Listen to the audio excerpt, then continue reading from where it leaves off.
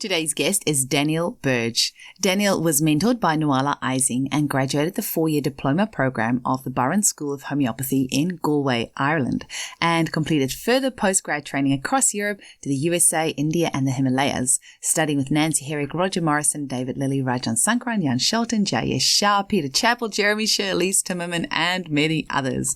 Daniel also participated in Professor Franz Rupert's first ever advanced training in multigenerational psychotraumatology, which has now evolved into identity-oriented psychotrauma theory and therapy at the Norwegian Institute for Trauma Studies in Oslo. Daniel is also a professional family and systemic constellations facilitator and holds a diploma in constellations and trauma from CADU in Mexico, and he trained in shadow constellations with Nir Esterman. Daniel has practiced the 5 Rhythms dance practice since 2003, and he has extensive experience in wilderness and navigation, and in his younger days he was sponsored by the North Face for his Himalayan adventures, and he's also traversed the Himalayas solo.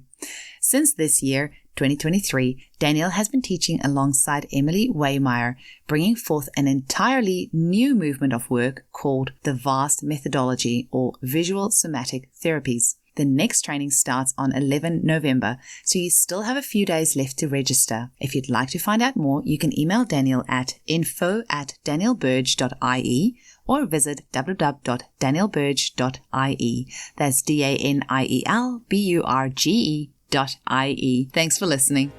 Welcome to the Homeopathy Hangout, where we discuss all things homeopathy from around the world. And now my mum and your host, Eugenie Kruger.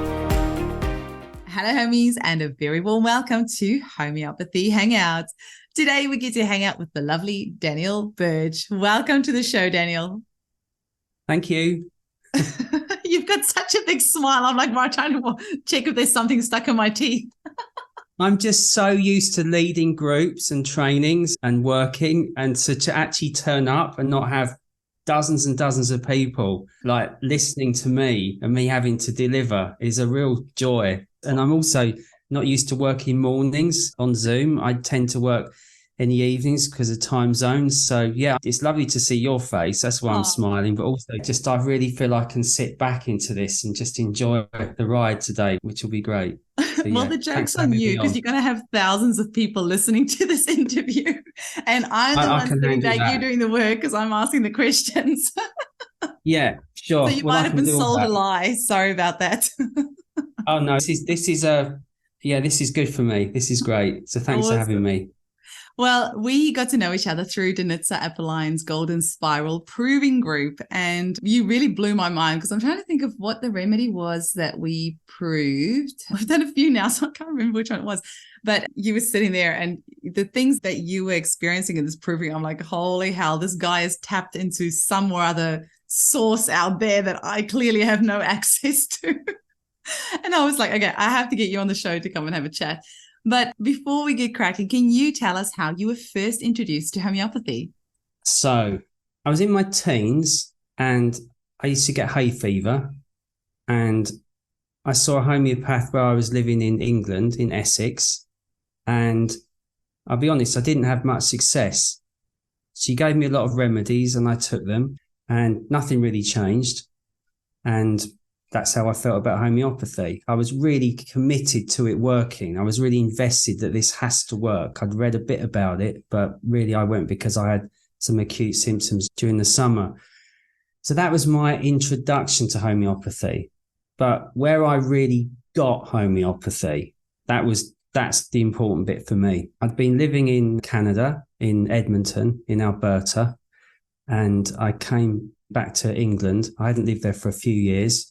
It wasn't a physical issue I had. It was existential. I was going through some real existential stuff. And I thought, right, I'd better get onto homeopathy and find out if this can help me. So I found the phone number for Misha Norland and I rang him and I said, hi, Misha, you don't know me, but I'd like to come and see you. And he said to me, well, it's quite a long journey from where you are in London to come down to Devon. I said, well, I'll do that. I'm happy to do that. He said, well, what about London? He said, can you afford London prices? I said, well, I'm in a bit of a state. I said, I don't think I can afford not to afford London prices. He said, well, in that case, David Mundy, go and book a session with David Mundy. So I contacted David Mundy.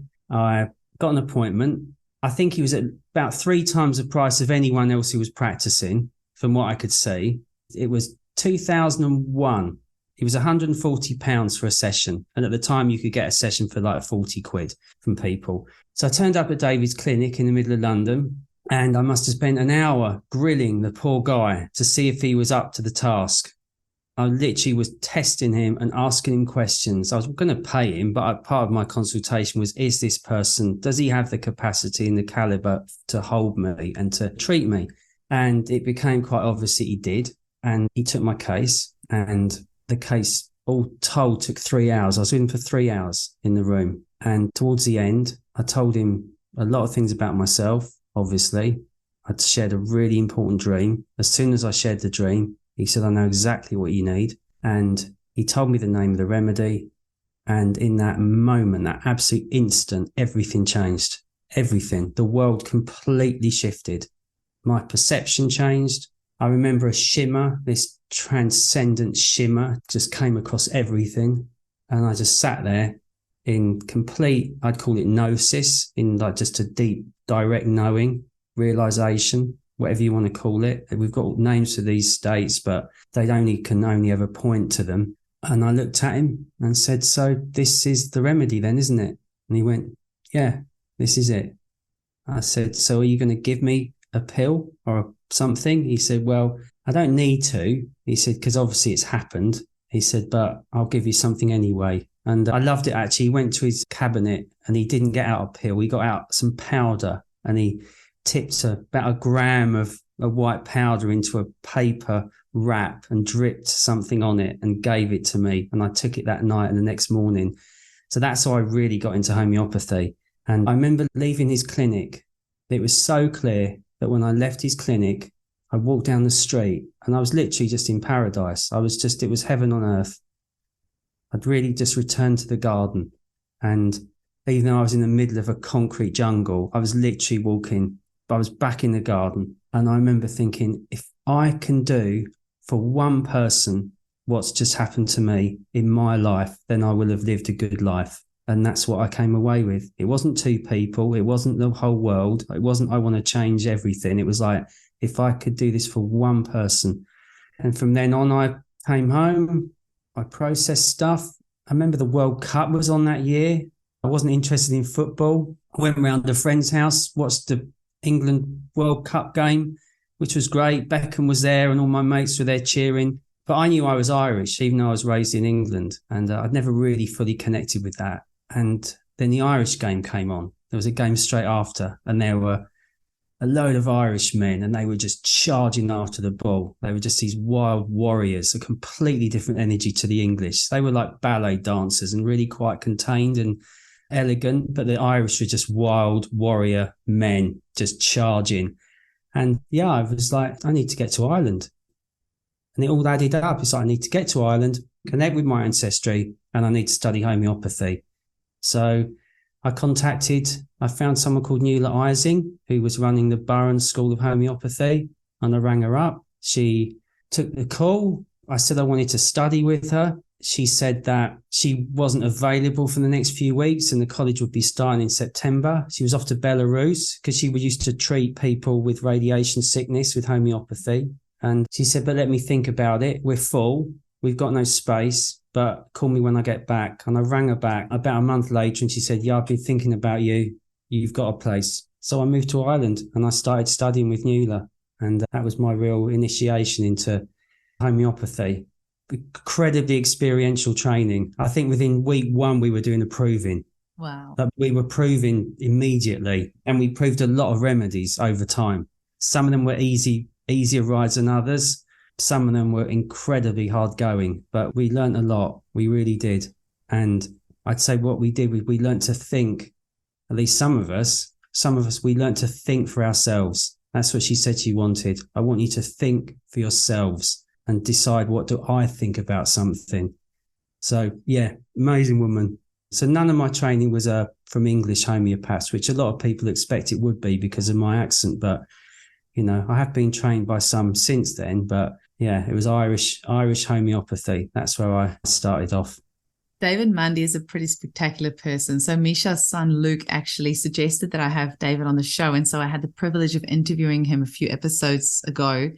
Holy moly.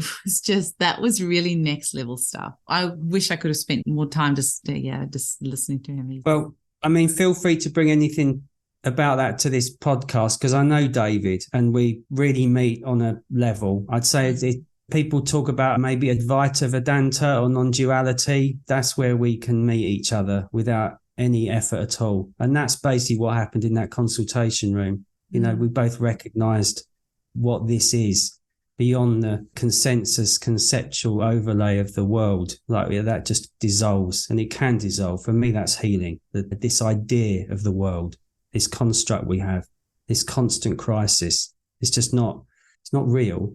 Even though it feels very real. We've only got to put the news on and it feels really real. And yesterday I was quite consumed by it. I was looking on the news, and it can pull you in. It can pull everyone in. It's magnetic. It pulls us in and it can pull us under. It's like a perpetual cosmic riptide. And when you're on the beach and that current pulls us and it fills us. It fills us with content. But it's possible when there's a real cure that is immediately just seen through. Even the sense of who we are, like this separate sense of self, can also be seen through. That's where me and David could talk for hours, I think. I bet. I would love to be a fly on the wall.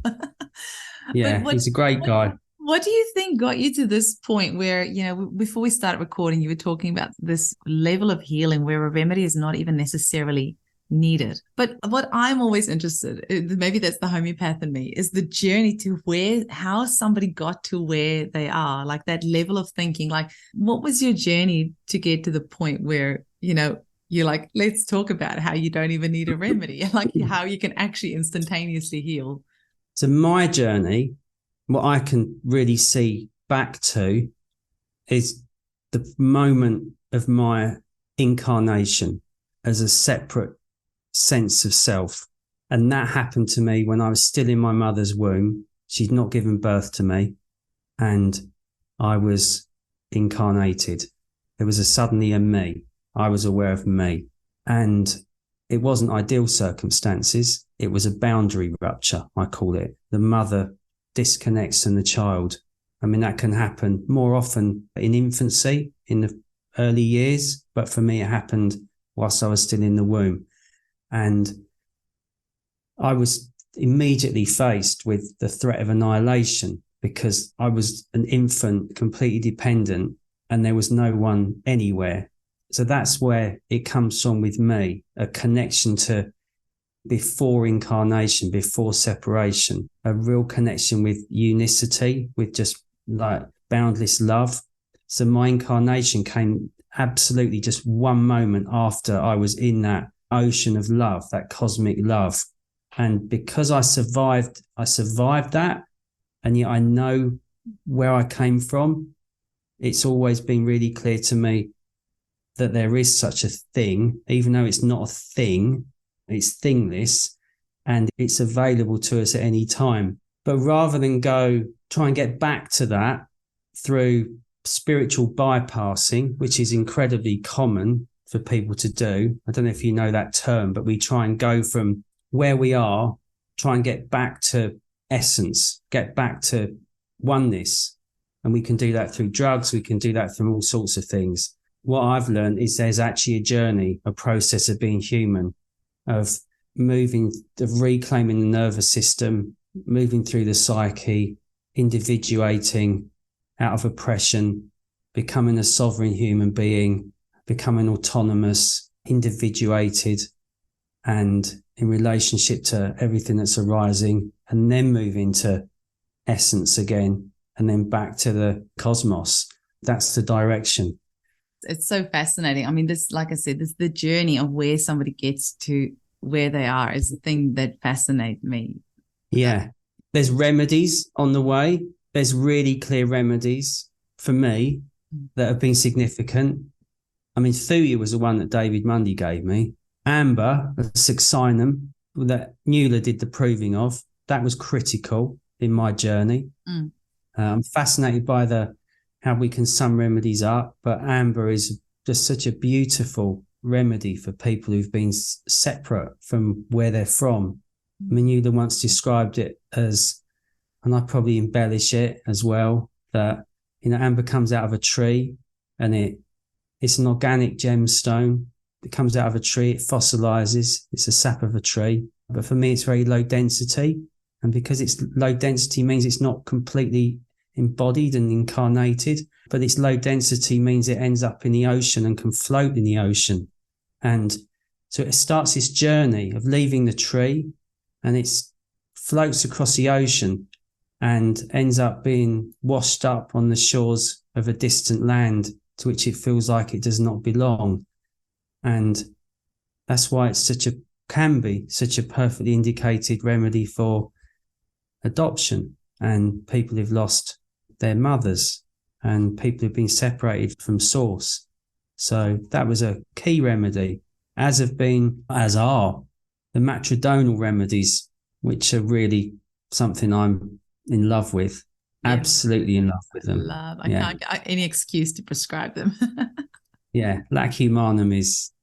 Do you use Lac Humanum though? Because I don't know, I've always felt I always use Lac Maternum. I just never use Lac Humanum. I just like that. I'm drawn to the fact that Lac Maternum is made from the milk of 9 different mothers, and it's got the colostrum all the way through to 10 months. So, I do think us homeopaths have our favorites. So, like, my favorite is Lac Maternum. I think Lac Maternum in a C4 potency, high titration, that would be different. And the potency selection is critical. Yeah, absolutely critical. I need to go check which trituration I have, because now that I've become a bit more aware of that, I need to actually go back and see which triturations they are and get them in C4. Yeah, I couldn't imagine Lac Maternum just from a pharmacy now. It would be C4 or higher. Lac Humanum, Lac Maternum. I mean, I've got them here. Paul Therio did a really high titration of Lac Maternum. I think that's incredibly valuable. And Lac Humanum, that Ali's has been speaking about Ali's Timmerman for years now. I mean, it's really essential. I think everyone on the planet could benefit from that. And of course, in lower potencies, not just high, because in the lower potencies, it does contain oxytocin.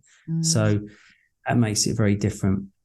It's a really important thing. This idea we have to go high. We really don't have to go high. Sometimes we do, but just being really embodied in the lower potencies, because they do contain significantly different qualities to the higher realms. Yeah. Can you talk to us a little bit about trauma, and what is it about trauma that fascinates you? And you do lots of workshops around this as well. Are they all in person, or do you do them online? My last in-person workshop I did last January in Ireland. I have been doing them. Well, that's one I organised. Yeah, every summer. I just did 3 workshops in Ireland at a camp called Earth Song this summer. I get invited to a holistic camp with, I think, about 500 people. It's all off grid for 9 days. They run 2 of them in the summer. So nobody touches a phone, a laptop. There's no electricity on site. It's absolutely wonderful. We camp in tents around fires. We cook on the fires. And they asked me to come and do workshops. So I lead workshops for people. Thankfully, they give me the biggest workshop tent, because it does get full. We have about 45 people come to them. And I lead people used in the work I do in a group setting. It's very similar. Well, it would be informed by family constellations work, which I've trained in. So that would be ancestral work, family constellations. But my work is based on the center gate or module of the training that I lead with Emily Waymeyer, a constellator and medium and therapist from Ashland in Oregon. So yeah, that was the last time I did some workshops. We did 3. I love doing them. I love being in person. I do all my work on Zoom, but oh my God, I love being in person. And especially on a field with everyone in bare feet. They're completely earthed. So when they're earthed, so when they walk in, they're ready. They're really ready to just go in. And what it enables me to do is learn the simplicity, the minimum dose of working with people in a workshop setting or just in life, because if anyone's had any experience of family constellations, there's so much opportunity, and quite often we can be seduced into introducing more and more things into a setting, into a session, when really what we're doing is we're looking for what's essential as therapists. It's absolutely critical that I even say that. We're looking for what is essential, and we're looking to locate the client. We can't heal a client unless we can locate where they are. It's absolutely critical. So at homeopaths, are we not locating where they are in the cosmos? Are we not locating where they are fixed, or where there's stuckness in the animal realm or the mineral or the plant kingdom or the imponderables, which incidentally Nuala taught me that is not the right word. She says she can ponder anything, and I took that on. So there's imponderables are completely ponderable, just in case people wonder. So yeah, we're looking for where we're located, and it's possible that we're not just located in one of those realms. We can also be located maybe in a past life.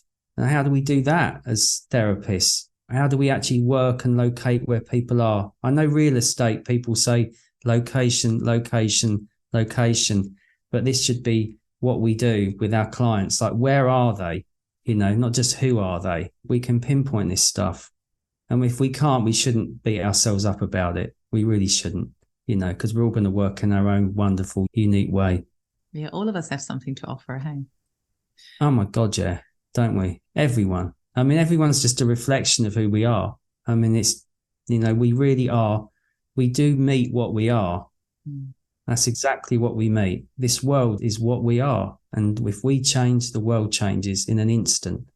Yeah, actually, that's what David talked about in his podcast episode. It was titled The Mirror and the Magnet. So it was... Okay, the mirror and the magnet. Yeah. Yeah, okay, so I've covered... I said the world is... Yeah, the trauma field is magnetic. The mirror and the magnet. Okay, got it. Yeah. I need to ask you something, though, because you wrote down, for when I asked you about, topics for today, you wrote down the morphogenetic field, the polarities of the trauma field, and the generative field. That I don't even know what that means. Can you talk to us about that? Sure. So in 2020, at the beginning of the pandemic, I connected with Emily Waymeyer, who I just mentioned. I saw that she was doing some new work in her field, and it totally mapped over work I'd been doing for many years. But what had happened is she downloaded, she's a medium. We joke about it. We just downloaded it. It's not just downloading, She got a map of the morphogenetic field, or a structure of the field. Rupert Sheldrake is a scientist from the UK who talks about this. It's an information field, and we can go into resonance with it. Family constellators use it. They talk about the knowing field. That's how they term it. A man called a psychiatrist, Albrecht Marr, coined the term the knowing field. But what happened with me and Emily, who I now work with, is we got this map, and it shows the layout of the field. So rather than working blind, we've actually got a clear structure of what the field looks like. And we've been testing that now for, it must be, it's going on life, isn't it? 2020. So that's like 3.5 years now of constant testing this and never seeing it not being true, for whether it's in large groups in a workshop or whether it's working one-on-one with people. So I've literally worked with hundreds and hundreds of people now in the past 3.5 years. And what we see is that the field, and we call it the trauma to essence map.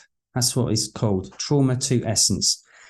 We see that there's two parts of the field. Now, they're not like they've got this absolute division, but there's two realms. And one is we call the trauma field, and one we call the generative field. So there's many ways of describing what that is, but the trauma field, that's where the wound is contained, our original wounding. It's also where our strategies are contained. The strategies might have come through in this life, but mostly inherited strategies from our ancestors to compensate for the wound that happens to us. So they're in the trauma field. And that field is full of content. It's full of information. It never stops providing information and content to us. It's always, I'm almost say spewing. It will just literally just provide more information. But it's not like the generative field. The generative field is the polarity of the trauma field. And that's where things really, really change.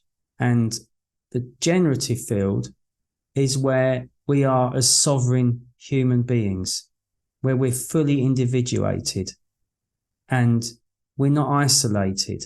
We're individuated and we're in full relationship with all that is arising at any moment. Also in the generative field is our essence, our core essence. So that's where we are realized as multidimensional, celestial, angelic beings. That's another aspect of the generative field. So there's the trauma field, which is core wound, core strategy, and there's the generative field, which is core self and core essence. And the journey is to move from wound into and through strategies, befriending them along the way, recognizing what they are, acknowledging them, never excluding anything, and then step out of the trauma field, which is very different from most ideas of therapy. Most ideas of therapy is you stay in the trauma field and you try and find your way out of the trauma field by using the content that comes through that gives you the impression you're working your way out, but you're not. You're just working your way into staying in the trauma field. And due to the magnetics, which is interesting that David said magnet, due to the magnetics of the trauma field, it takes one heck of a therapist to not get pulled into the client's trauma field. And the reason that usually happens is because the therapist is in their own trauma field and they've never been shown the way out. So you end up in your own trauma field with a therapist who's in the trauma field with you, both doing what you believe is work, but what you're actually doing is just experiencing the constant, perpetual content that comes through that field and you can't get out. It's a bit like drinking coffee. If you drink really strong coffee, it can agitate you. And people think that's waking them up in the morning, but it doesn't really wake you up. It agitates you because there's activity. You get the impression that you're awake, but you're not. It's not like drinking a fresh juice and going for a walk and breathing fresh air. That's the generative. That's like moving into life. So what we do now is help people step out of the trauma field and into their core self. It's a huge task, but if you're in your core self, it's so easy to help someone do that because you can see where someone is. I was talking about location. When you're in your core self, you can just locate where someone is. You can just see where they are. And when you're in the trauma field, you try to locate people and you can't do it because you're in the trauma as well, which is why if I say you have to locate, be able to locate, if that's confusing, that's the content of the trauma field causing the confusion and the distortions. So if we're in core self, we can see where someone is and we can say, I know exactly where you are, which is in itself is a relief to someone. Now, if I'm actually working with someone therapeutically, I can say, I know exactly where you are and it's really okay you're there. It's great that you're there. I know exactly where you need to be and precisely what needs to happen for you to get here.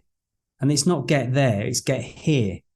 But once you're in the generative, you literally can help people leave the trauma field. It's not like getting away from the trauma field. It's not like getting away from your wounds or denying or excluding or disowning a part of yourself which is not serving you. It's not about cutting ties that bind. It's not about any of this. It's about moving into sovereignty. And when you're in sovereignty and in the generative field, the capacity you have is boundless. There's no limit to your human capacity. So you're an individuated human being, but you're also in full relationship with all of the cosmos, and you realize you're that as well. And you can just bring people over, but you have to do it together. What we're realizing is we can't do this on our own. We can't and stay in it, because there's a huge pull to bring us back in. For me and Emily's work, is personal trauma is the result of social oppression. And I know there's this P word that some people try and avoid, but it's patriarchal oppression. And yeah, I'm a white man and I'm saying that. It's patriarchal oppression. I saw you share that on Facebook a couple of days ago, like what we need is matrifocal leadership. I'm like, I had to go Google that. Yeah. I never actually heard that term before. Right. It's matrifocal leadership is what we're doing. We look at what happened before the patriarchy. There were times before the patriarchy a few thousand years ago. And from what I'm seeing now and what I'm told, they were golden times. Things were very different then. It was not the survival of the fittest. It was not only the strong survive. It appears that that's how history has been written, to make us feel that life is always a struggle and always will be. But from what I can tell, it wasn't like that. So you could say that was matriarchal, but I don't know because I wasn't there. But it's possible there were still hierarchies. But matrifocal is mother-oriented society, life, and without hierarchy. And everyone becomes a leader. Everyone is a leader. And we don't know what this really looks like because it's new, but we're building a community. I don't mean like a physical community, but we don't train people. Yeah, we don't train people to become brilliant and then go off and find their way in the world. We're training people to be brilliant and become leaders and become free, and then be able to free other people and have access to a community of other people who do this for the rest of their life. It's like our most foundational work is accessible to everyone who's an adult. It's to do with reclaiming the nervous system. It bypasses the need to have therapy sessions and pay for them, because everyone who trains becomes a somatic reclamation practitioner, and they can do the work and receive the work. So we've got a community of everyone who's ever trained with us, everyone who's training now or ever will, has got access to all those people, and they've got groups where they can just say, I need a session. Sometimes they have weekly sessions with each other, and all they have to do is swap their time with each other, and they discharge a distress, reclaim their nervous system, whether that's chronic, which is like, could be this lifetime, previous lifetimes, anything, or someone's stolen your car parking space and you've completely freaked out, or maybe your electricity got cut off, or there's been an accident with one of your kids. And what we realize is there's so much distress in the system. When people know they've got access to one-on-one therapy, basically, it's no longer once a week. It's no longer once a month. It's extraordinary just how much people need at the beginning until they really reclaim who they are, because this gives them their voice back. Wounding takes your voice away. I can't say that I think of leading questions too much in a consultation, but I have learned that if I'm sitting usually in front of a woman, if I want to help a woman discharge distress, I might ask her, at what point in your life did you have your voice taken away from you? And there's usually a reflex there. There's usually something, because sadly, I find that as men, we haven't had that happen as much, but women's voices get suppressed out of them. But yeah, we bring that back. We give voice to the wound. It's really beautiful. And lifelong community of practitioners. As long as you live, you've got access to all these people. I do it every week. It's the most brilliant way to work. But really super important. And that's part of the trauma field. That helps us become free of that. And also, if you're suffering, you go back into your wounds, you go back into your strategies, and it's wonderful. But what happens, you don't get lost to them. You're completely in contact with who you are, and then you can go and have a relationship with your wound without disappearing into it. And that's where we wouldn't have art without wound. Like, we need that. And it becomes people report back kind of collectively, it's like a really fertile, like humus in the ground, like the soil. That's the experience of the realm of the wound. It is the earth. It's really quite wonderful.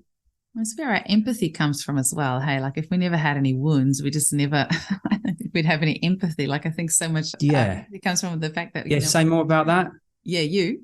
No, you. Can I say more about that? Oh my Yeah. gosh, I've had so many things happen in my life that, I'm so grateful for that, because it's helped me to empathize with people and it's given me so many life skills. I mean, that's how I often, I tease my kids about this. I say to them, you guys have just had your life. Like it's been too easy. Like I'm actually worried about them that they haven't experienced like what I would say any trauma, by their age. I say to them, I had been molested. My parents had been divorced. I had all these things happen to me. But then at the same time, it's actually also so beautiful that they, go to this incredible school. They have two parents that love each other so much. They live on this beautiful acreage with all the pets in the world. And they've just got such a great life. No home, like schoolwork or anything like that. So I'm like, I sometimes I say it, but I don't say it. I'm sometimes, I mean, they're going to get their wounds at some stage, but like the wounds are what grows you, right? Like it's what pushes your boundaries, and that's how we grow. But maybe that's a limiting belief that I have, that you need to go through pain. No, it's not. It's just being an adult. We go through loss and it brings gravitas. It's not a trendy thing, gravitas. I mean, we're always trying to immunize ourselves against aging. We're in the cult of youth. But yeah, with aging and loss comes gravitas. We literally have gravity in our soul. And whenever I've been like really, really in the depths, I always thankfully have heard myself saying, please don't ever let me forget what this is like. So when I meet someone who's here, I'll see it immediately and I can be there with them, no matter what it is. And I mean, this summer I was doing a workshop and the time ended and people didn't want it to end. So we went outside and we all sat together and there was a young woman next to me and she just started talking and she hadn't said anything during the workshop. And she said, I lost a baby.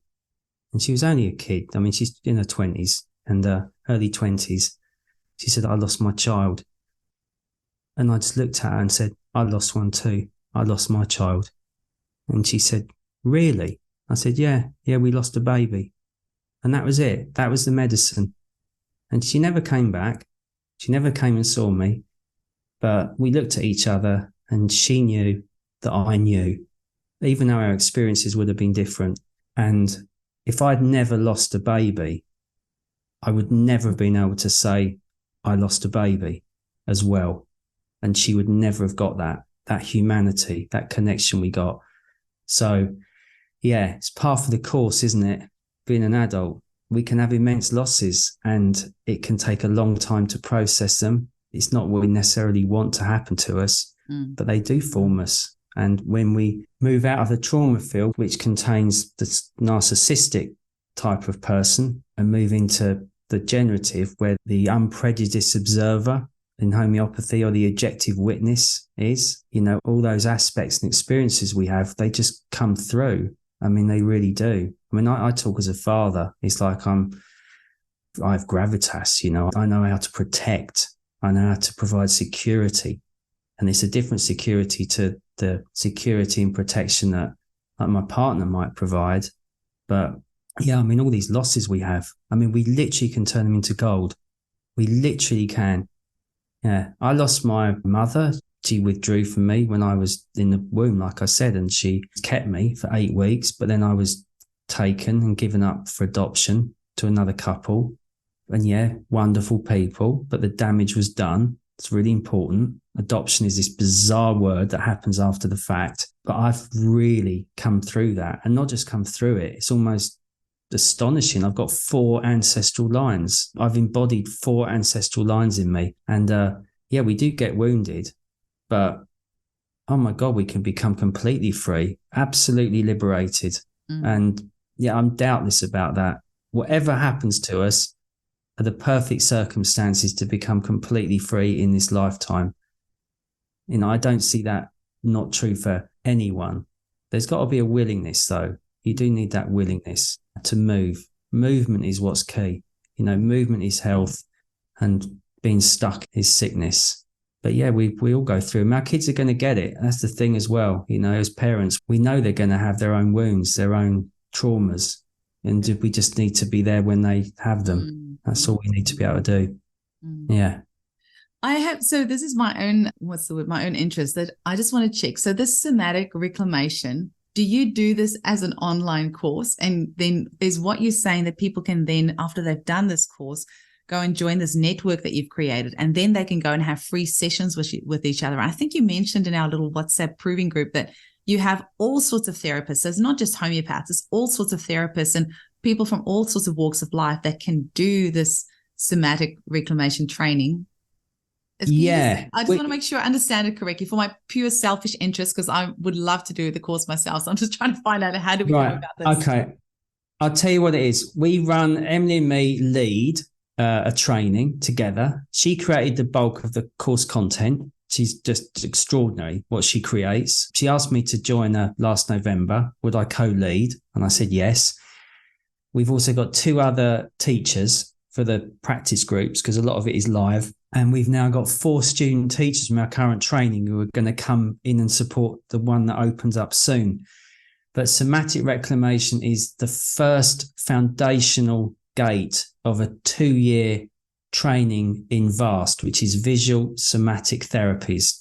And the way I've created it this time is that SR, somatic reclamation, is a standalone, I think it's about 14 weeks, a training that you can do, and you do learn how to work with other people and also on your own. You can do it on your own once you've learned how to do it. You can do it with a flower. You can do it with a tree. It's a way of discharging distress from your nervous system and reclaiming it. And what does that feel like? It feels like peace. It feels like peace. It feels like the crisis is over. You know, for me, the war was over during that, learning how to do SR. 14 weeks long. Anyone can apply to do it. We do need to read about you. But yes, psychologists, massage therapists, body workers, homeopaths, osteopaths, a head gardener in Ireland is doing it. I mean, the list goes on. Anyone can do it, and it's for life. I think it's the most fundamental thing we should learn as human beings, but it also is a foundation to carry on and do the rest of the vast training. And that is a clearly mapped pathway to freedom, from wound, through parts, through psyche, sovereignty, the individuation out of patriarchal oppression. I'll name it as that. We individuate out of patriarchal oppression. And that's why we stick together, because the patriarchy is geared up to not keep us free. It's geared up to pull us back in. But in a community, we stay out, and we learn naturally how to do that. And then moving into transcendent realms, the celestial, angelic. And then if you want to do non-duality and Advaita Vedanta, the Black Madonna, the Void, that's in gate 5. Wow. But one thing I will say about gate 4 is we work with medium illness, and sounds a bit odd as a term to a lot of people, but anyone listening to this podcast is going to be empathic. We're all empaths, and we're all aware of, we're just naturally in a way of being that isn't about the physical world. You know, we know what resonance is. We're in it all the time, but it also can be a lot to handle. So we really work with that with people so they don't get sick, because we can get sick when we're open, when we're really open. So we make sure people, you know, deal with that and don't get sick. So we have a whole part of one gate on it. But to go back to what you said, SR is a standalone course. You can do that. You get access to the community for life. All you have to do is exchange your time with other facilitators. You can go on and do VAST afterwards. I'd highly recommend it. I know we've really connected with something hugely relevant to the times that we're in. It's not an accident this work all came through at the beginning of the pandemic. And we're already, me and Emily, we're already designing it as a legacy, like beyond our lifetimes. It's not about us. It's about how to bring this to people and how to make it sustainable And thankfully, we've got the most wonderful people who are doing our training from all around the world. I mean, I turn on Zoom, Australia, the Philippines, the Middle East, USA, Europe. I mean, it's a really international group of people, and that says a lot. It says a huge amount to me that people want to do this work with us, and it's lovely to lead it.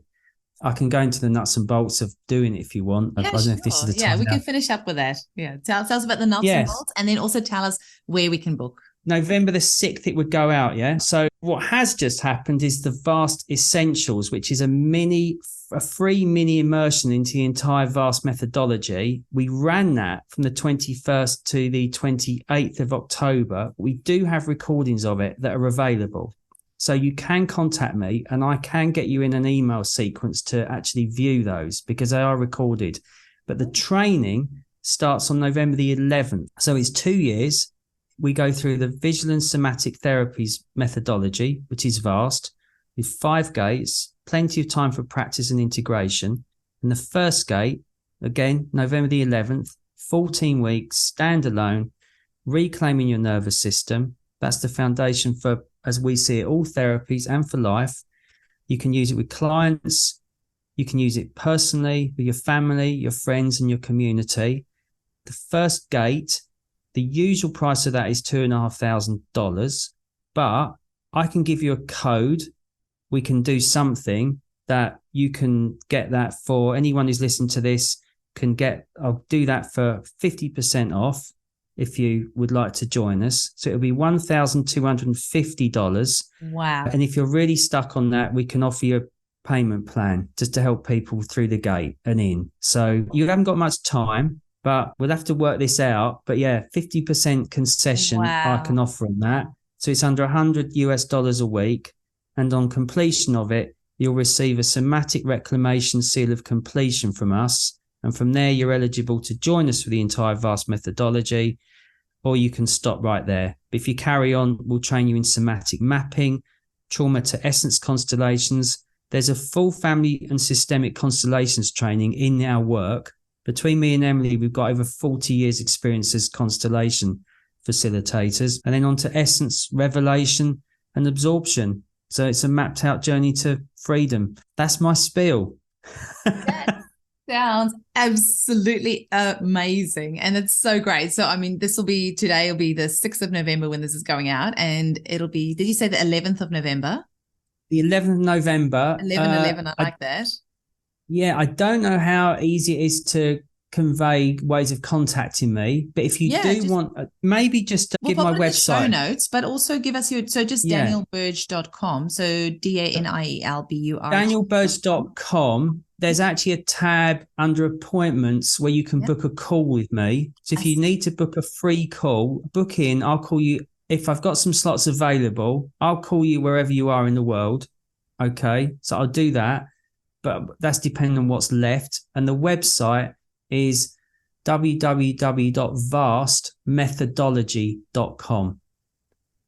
I see here on your danielburge.com website, you've got a vast training free discovery call. Yeah, exactly. Okay. Between the two, between danielburge.com and vastmethodology.com, everything comes to me. Oh, amazing. I've just hopped on the Vast Methodology website. That's great. Oh, cool. Yeah, that's getting built right now. We're kind of moving in processing that, but you will be able to get me. And the Vast Essentials, which ran from the 21st to 28th, I'm working on having that as an on-demand thing you can do. So you could get connected with that really quickly. But contact me. I do reply to emails. I do have a support team. So we will get back to you. You can reach out if you just say, I want to do it, or I think I want to do it, but I need some more info. But we'll get you in. We can get you through the gate. And I guess the best way of leaving is that building a secure frame is what we do in this work. It's giving people a visceral sense of safety. The safety that we did have or should have had when we were with our mothers, in our mother's arms, being looked upon her with her loving eyes. And that's where we get back to with this work. It's really incremental, permanent changes we look for, just like Hahnemann, rapid, gentle, and effective. And we look for rapid, We look for gentle, and effective means permanent change that doesn't go in reverse. And we just look for like 1 or 2% each session. You haven't got to transform everything in one go, because for your nervous system to hear that, it can breathe and relax, because it doesn't want to hear that an interaction with a therapist or a workshop is going to put the nervous system under pressure to completely have a paradigm shift. You know, we used to think that, but we're over that now as human beings. And when we're in community, we can have the connections ongoing to keep those small changes happen, which to me is towards fully embodied enlightenment. There's no point in saying it any other way. For me, it's other than that, what's the point? Why are we here? You know, it's to be fully realized human beings on this planet, you know, back in the garden, walking in paradise together. And as far as me and Emily see it, we've got a way in which that can happen. I'm sure there's not going to be one single person listening to this that is not completely resonating with what you have just said, because I think all of us are longing to return to that. And I love that idea of the incremental changing. It makes so much more sense. Rapid permanence. Doesn't it? You got that little step to build on, and then the next little step, and then the next little step. Just one after another, One baby step after the next. I like that. Yeah. I mean, most of my clients are therapists. I mean, they're from homeopaths, therapists. I've got non-duality teachers see me. They're clients of mine. I know what they teach, but I also know they've got their stuff. Whatever they're telling you, they've got their stuff. And we work with the stuff. Even if someone's enlightened, they've still got a nervous system. It still gets loaded up. So, we just worked on small changes that are permanent. No pressure. Yeah. Thank you so much for sharing this, Daniel. I really appreciate it. I really hope you come and join us at our conference in Bali in September 2024. I see you've got one in Himalayas in 2025, but I've put that out there. Yeah, it's quite a leap. It brings together everything. The medicine that I sell, and I told you about the Ayurvedic medicine, Shilajit, my experience as a Himalayan adventurer, that comes through. But yeah, that really is that's a big possibility, working on a retreat on the borders of Tibet and Nepal in an incredibly remote region. But just put that one in as well. Okay, let's not get started, because that's going to be a whole other episode. Great. And you've got to drive home. Brilliant. Thank you so much, Daniel. It was really lovely to chat with you, and I look forward to hopefully doing lots more provings with you. Oh, it'd be lovely. I look forward to it, Eugenie. That would be really great. Thanks for having me on. All the best. Bye.